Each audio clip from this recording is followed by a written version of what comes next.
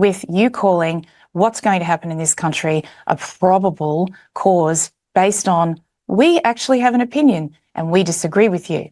So you're linking it to terrorism. Congratulations. I've been saying for years that political correctness, censoring of good people who are merely expressing a different view to the toxic wokeism, which is everywhere, who work hard, they pay their taxes, are productive members of society, and will one day realise and have realised that they are now a marginalised group of people.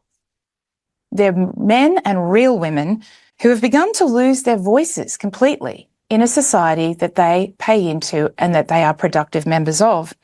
And I have always said that one day this group of busy, hardworking, tolerant people with traditional morals and values will look around, hate what they see, and start to stand up for what is right. And I should know I'm one of them. You're with Melinda Richards on TNT. For the news and views you can't hear anywhere else. Digital TV and digital radio. Today's News Talk, TNT. Well, there are very few people in the world that can predict what's going to happen next by pulling together all the pieces of the jigsaw puzzle that is the geopolitical and global environment that we live in. There's the geopolitical landscape, economics, global socialist agendas, and good old-fashioned data analysis.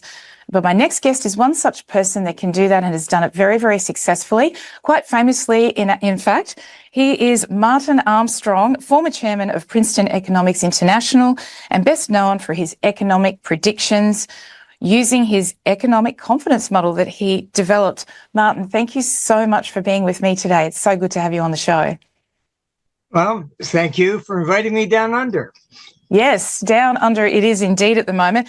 We've just had our Prime Minister tell us that we're not very nice people and we're going to have a terrorist threat. So, yes, it's a little bit tricky down under at the moment. I think that's everywhere. I mean, we have offices from China to Dubai, and I hear the same thing in almost every country. Yes, exactly. I mean, the issues may change, but everybody seems to be just kind of fed up with whoever's in power. Yes, absolutely. And we're paralleling not just socially with places like the United States where you are at the moment, but also economically. Today, we don't have a lot of time to spend together. I wish we did have more time, but I wanted to talk to you a little bit about, there's been a couple of figures being released in the last week, the inflation figures for the United States and also employment numbers.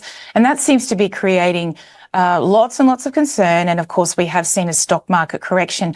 This is probably something that you have been looking at for some time. Can you give us your expert commentary on what you think is going on and where we're heading with this? Well, we are going into a recession that probably will not bottom until about 2028. And it really doesn't matter who wins the election. I don't think I don't think Trump can reverse it. And if he doesn't get in, it's only going to probably accelerate more. But we have a major liquidity crisis coming out of Japan. Japan is the most indebted nation, and also we just had almost a 25% market crash in Japan, more than any place else around, and that creates a liquidity crisis where they have to sell offshore assets to bring money back home. So this is global. But we're definitely going into more of a recession with the uptick in risk of war. Yeah. Now, the recession that you talk about, is it a recession or will it be a depression? Because a lot of people are talking about not just a correction in the economy, but many commentators that I'm seeing on social media and globally are talking about a much deeper cut this time, mainly linked to the exorbitant amounts of government spending, obviously in the US, Australia, all over the world. As you said, it's a global problem. Do you think it will hit depression or stay at sort of a recession level and it'll be easily recoverable and it will just be one of those normal economic cycles? No, this time the problem is usually, people like to point it in 1929, but 29 U.S. had a balanced budget. So people sold the stocks and went to government debt. Today, you're not going to do that. Today, it's the governments that are in trouble. Yes. So yes, we get a correction first. And then people are going to figure out, well, wait a minute, do I really want to buy government bonds when everything's out of control? And then you'll see it flip back the other way. So it's a recession in the sense that we call it more stagflation, where the inflationary environment will be greater than the economic growth.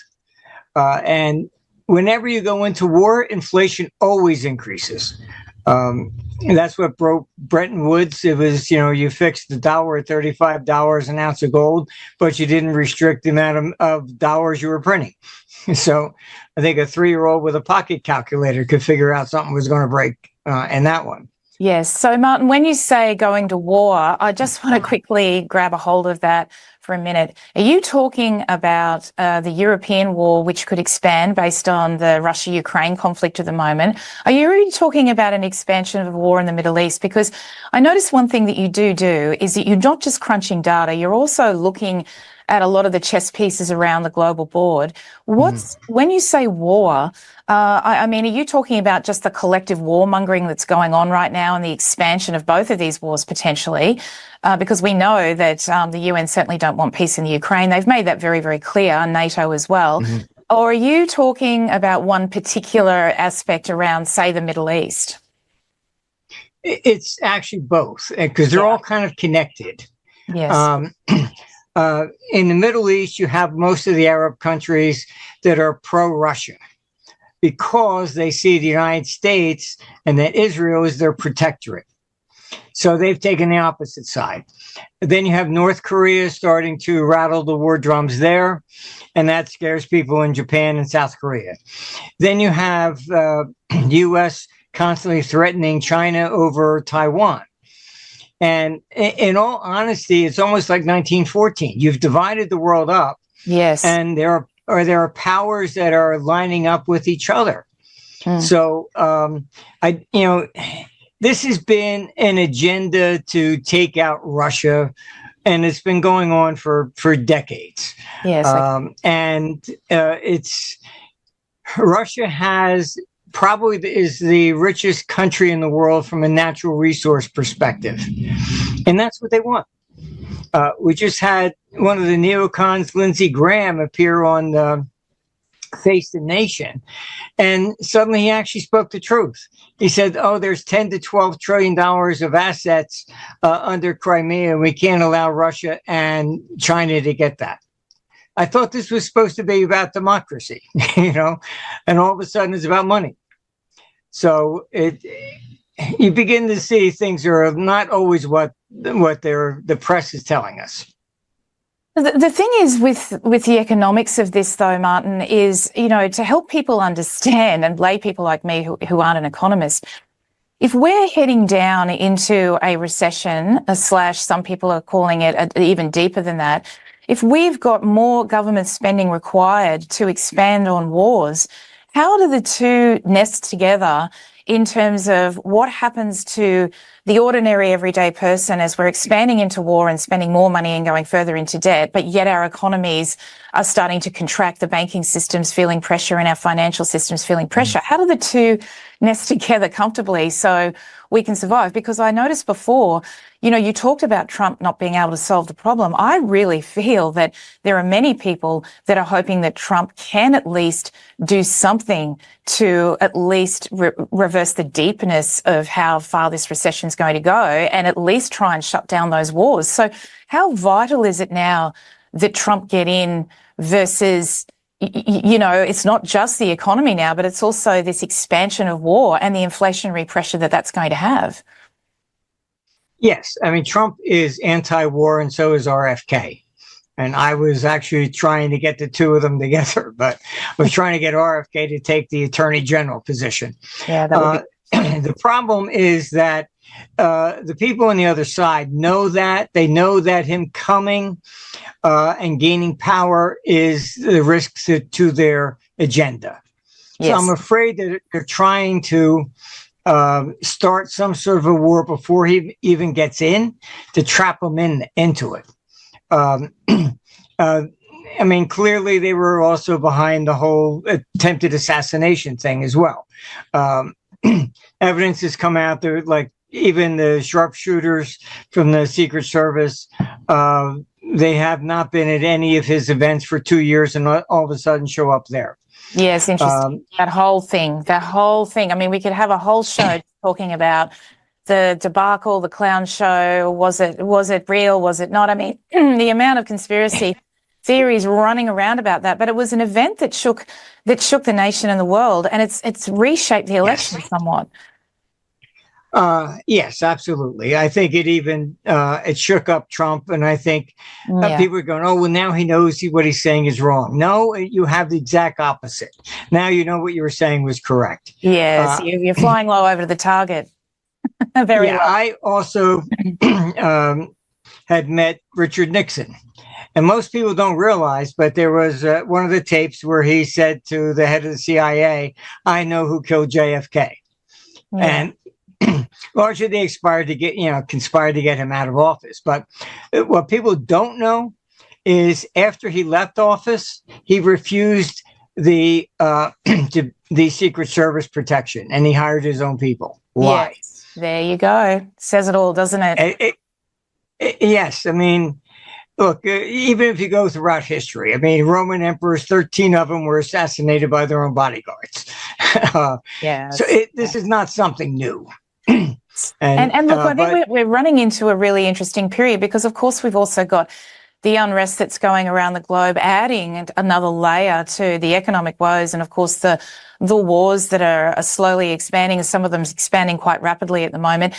We've got that extra layer of the enough is enough, and is that social disturbance? We're running out of time, Martin. Unfortunately, I just wanted to get a really quick take from you on what's your belief on, is that going to run through? Will that get some legs, and how much will that impact the overall global economy, if anything at all?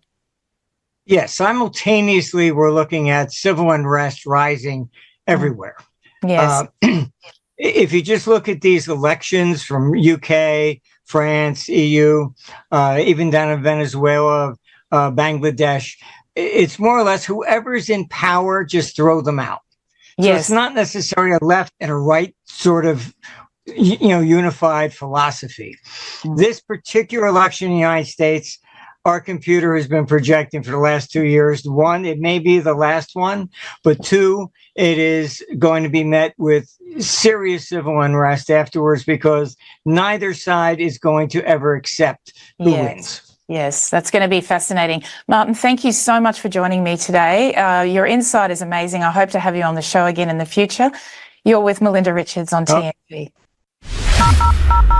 It's a conversation we have to have. It's a conversation about our future. Talk with us now. From the US and Canada, call 1-888-201-6425. From the UK, call 033-0024-1026. And from Australia and New Zealand, call 1-800-670-310. Free speech is alive and well on today's News Talk, TNT. A better business tip from TNT Radio. One reason people tune in to TNT Radio is often because they're loyal to a specific show or personality. Our personalities have been a part of people's daily routine, and people continue to tune in. They trust TNT Radio and are highly engaged with the content. If you'd like more information about advertising on TNT Radio, simply fill out your details on our contact page and we'll be in touch. To find out more, go to tntradio.live. My baby's back from the West Coast. Here are those pictures that you asked for your school project? First day of school, cute as a button. So long ago. Oh, here's Grandma Florence after that flood wiped out the whole neighborhood. Sometimes I just cannot believe all the storms we've gone through here. I can only hope that we'll be able to leave this house to you one day, baby. You're our legacy. Planning for these disasters will make sure we're safe, and is the best way to protect that legacy. Those beans smell heavenly. Give Mama a little credit. You know what? We should make an emergency communication plan. That way we're ready this year. Great idea. At my dorm, we have emergency kits for earthquakes and wildfires, but I'm sure there's something more local I can send you with the link. Okay. Smart. I'm coming to share with you guys. Protect your legacy. Plan for natural disasters today. Visit ready.gov/plan. I'm Naheem Hines, professional football player, and proud supporter of the Muscular Dystrophy Association. My mom was diagnosed with muscular dystrophy when I was 14, and I watched her struggle. But MDA helped